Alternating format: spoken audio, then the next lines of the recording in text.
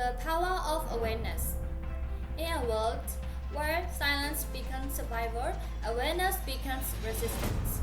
And today, that resistance has a name, the voice of Myanmar's permanent representative to the United Nations, John Bojo. At the United Nations, under the bright lights of diplomacy, he stood not for a reason, but for a people. He stood when silence would have been safer. He spoke when truth had a price. And his words carried the weight of a nation's broken dreams. But what does this movement mean for us? It means that awareness is not a headline, it's a lifeline. It's the bridge between oppression and accountability. Because when the world listens, injustice begins to lose its echo. Awareness is more than information, it's transformation.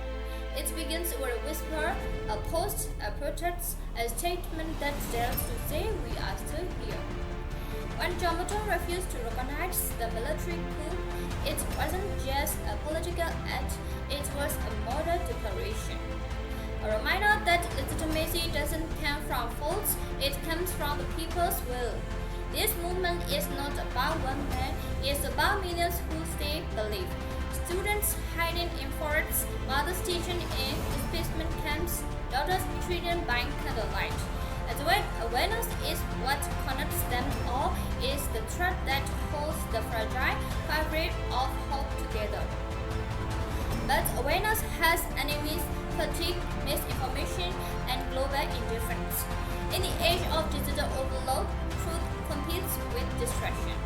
Every click, every scroll shapes how long a crisis stays visible. That's what experts call awareness decay syndrome, where the world grows tired of carrying too soon. When tragedies fade faster than they heal, and yet the people of Myanmar refuse to fade. They continue to speak, to document, to testify, because silence is the ally of oppression. And to break that silence, every post, every report, every shared truth matters. Stay believing that praise has become more than a slogan. It's a declaration of endurance. Because believing after betrayal is the hardest kind of courage. And what are rights after war and trauma? They are not just ideas on paper, they are the evidence of survival. The right to live, the right to learn, the right to hope, all begin with the right to be heard. Jomoto's voice in the United Nations chamber became the echo of every unseen struggle. And with that echo, the world could no longer say we do not know. So let this be the message, awareness is power. And power, when guided by truth, becomes the foundation of change. Spread the words, share the truth.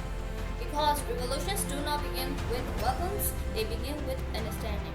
In the battle between light and light, awareness will always be the first victory, and that is the power of awareness.